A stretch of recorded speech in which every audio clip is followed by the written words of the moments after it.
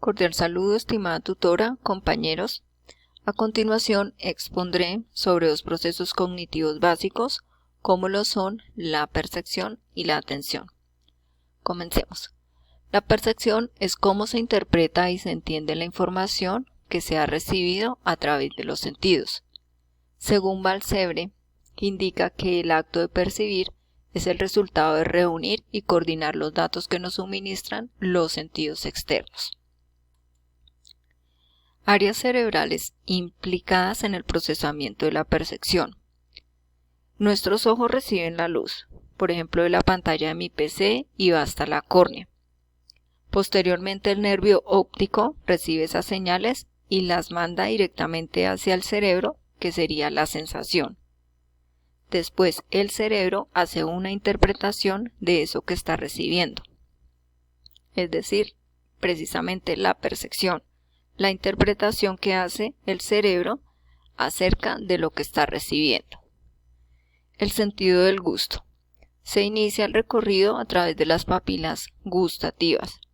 La lengua, donde se encuentran numerosas neuronas llamadas corpúsculos gustativos.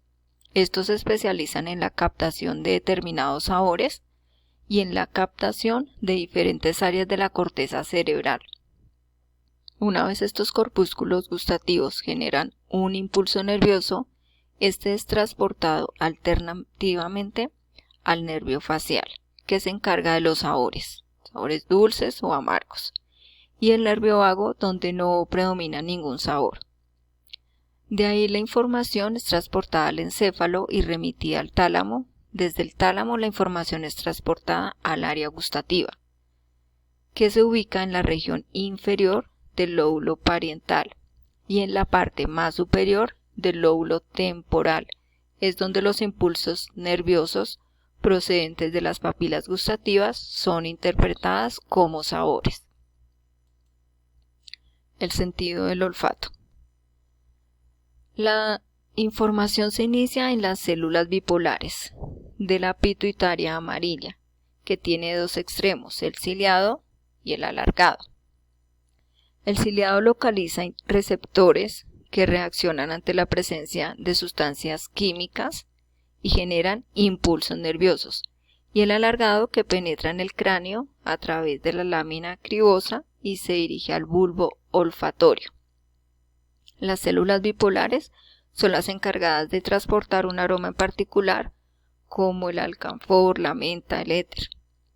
El bulbo olfatorio se encuentra en las células mitrales. Estas se encargan de hacer síntesis con las neuronas bipolares y de los axones de las células mitrales se van a unir para formar el nervio olfatorio.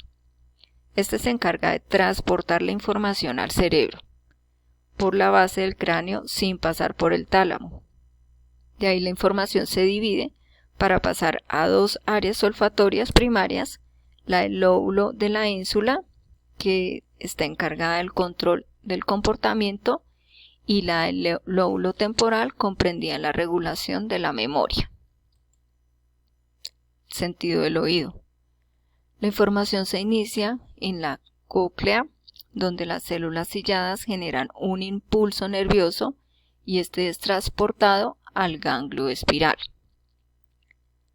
Aquí se forma el nervio auditivo y el nervio vestibular, y de ahí la información pasa al bulbo raquídeo para posteriormente seguir al núcleo olivar superior y pasar a los colículos inferiores del mesencéfalo y ser transportada al tálamo. De ahí la información se transporta a la corteza auditiva primaria, que se encuentra en el lóbulo temporal, donde las regiones anteriores decodifican sonidos graves y las regiones posteriores decodifican sonidos agudos. En la corteza auditiva secundaria se van a encargar de interpretar la representación de los sonidos y las áreas asociativas van a tomar la información de cada hemisferio y van a crear una representación auditiva común, como es el reconocimiento e interpretación de tipos de sonidos. El sentido del tacto. Los impulsos nerviosos se envían hacia el cerebro a través de la vía táctil y llegan en un primer momento a la médula espinal. De la médula espinal pasan al tronco encefálico, al mesencéfalo y al tálamo, y finalmente a la corteza somatosensorial. Allí en la piel se encuentran tres tipos de receptores: los mecanorreceptores, que responden a estímulos mecánicos. Dentro de estos están los corpúsculos de Meiser. Se encuentran en áreas sensibles como los labios, los dedos, las palmas de las manos, especialmente en las zonas donde no hay pelo.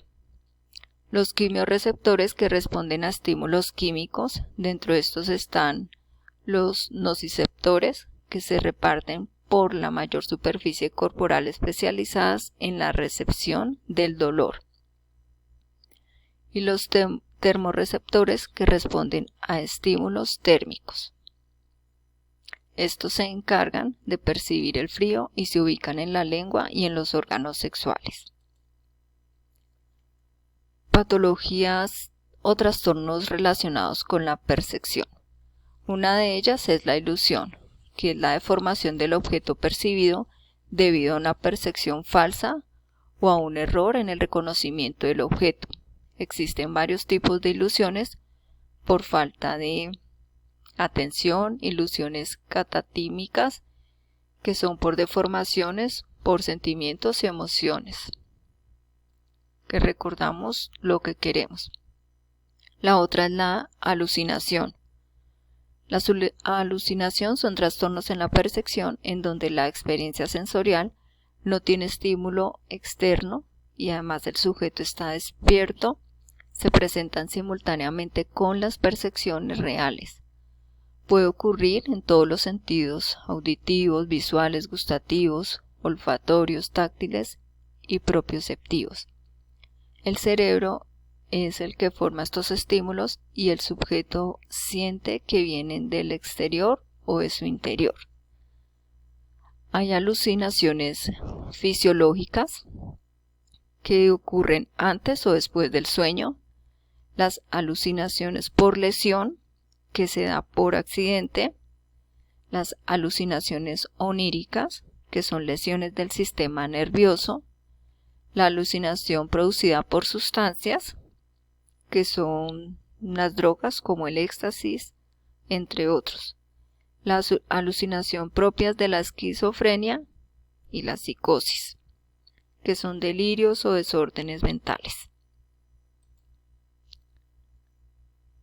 La pseudoalucinación son las voces interiores que se oyen dentro de la cabeza, signos y a través de una serie de conceptos. Uno de ellos es si son vividas con carácter real. De esta manera existe un juicio de presencia positivo. El sujeto escucha voces que se localizan en el espacio objetivo y son distinguibles de los reales, pero luego reflexiona y se da cuenta que esas voces no tienen existencia real. Ahí ya sería un juicio negativo. La agnosia. Se trata de la incapacidad de llevar a cabo un reconocimiento de un objeto o un estímulo por medio de los sentidos. Es decir, podemos ver el objeto, pero el cerebro no reconoce exactamente qué es. Esto sucede por alguna lesión cerebral, degeneraciones, tumores o Parkinson. La agnosia auditiva se refiere a que se escucha el sonido, pero el cerebro no lo relaciona. La visual, es decir, veo el objeto, pero no lo reconozco. Y la agnosia del medio ambiente es aquella que no reconocemos los lugares conocidos. La atención. Según William James, en 1890, la atención es el tomar de la mente de forma clara y vivida uno entre lo que parecen simultáneamente varios o posibles objetos de pensamiento. Focalización, concentración y consistencia constituyen la esencia de la atención.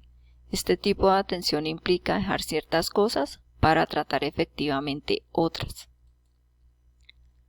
Áreas cerebrales relacionadas con la atención. La atención en el cerebro coge el exterior y el interior a través de las sensaciones, de emociones y de recuerdos en datos paralelos y luego descartar algunos. Selecciona unos, descarta otros. Y así lo organiza y manipula la información. Tipos de atención. Arousal es la capacidad de estar despierto y de mantener la alerta. La focalizada, que se puede definir como la capacidad que tiene nuestro cerebro para centrar nuestro foco atencional en un estímulo objetivo. La atención sostenida, que es la capacidad que tienen las personas para realizar una tarea durante un tiempo prolongado sin que caiga el nivel de actuación. No se puede mantener la atención durante mucho tiempo sin sentir una cierta fatiga. No podemos olvidar que atender requiere de un esfuerzo. La atención selectiva consiste en centrar la atención en un aspecto del ambiente o en una estimulación determinada. Este tipo de atención se considera sinónimo de concentración y esfuerzo.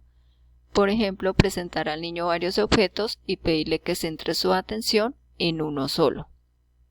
La atención dividida se refiere a cuántos estímulos somos capaces de atender simultáneamente o cuántas tareas podemos hacer a la vez. La atención alternante es la capacidad de cambiar nuestro foco de atención en una tarea o norma interna a otra, hacerla a la vez, de manera fluida. Patología o trastornos relacionados con la atención. Está el trastorno de déficit de atención e hiperactividad, TDAH. Es uno de los trastornos del neurodesarrollo más frecuente en los niños que pueden tener problemas para prestar atención. El trastorno por déficit de atención, TDA, que es comúnmente en la población infantil y se caracteriza por la inatención e impulsividad. Se puede presentar con o sin hiperactividad. Y la hiperprocesia, que es la inestabilidad de la atención o distractibilidad, cambio continuo de la focalización de la atención, saltando de un objeto a otro con rapidez. Capta todo lo que hay a su alrededor, pero no se concentra en nada. La distracción puede definirse como una falta de atención habitual o momentánea sobre las cosas de las que normalmente se debían ocuparse. Y la prosexia es la incapacidad absoluta de un individuo para fijar su atención. Esto sería todo. Muchas gracias, compañeros. Que tengan un buen día.